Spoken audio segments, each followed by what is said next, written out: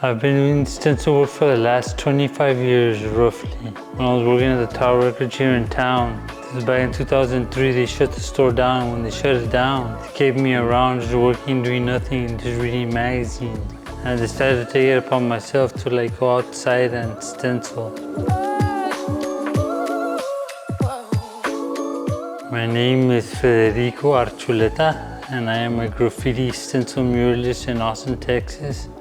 I've been doing this for about the last 20 years. First, I would only airbrush on t-shirts, small scale stencils, but when I started doing large scale stencils, it ended up becoming more of a career. And then once I started doing my own designs, that's when things really took off. A lot of it is very influenced by my upbringing.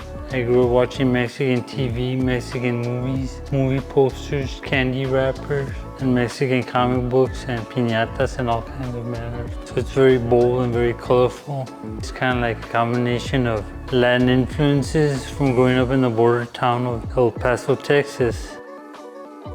I found the experience of turning the stencil style into the mosaic rather easy, and it was a lot of fun. I had a lot of help from Muzacz.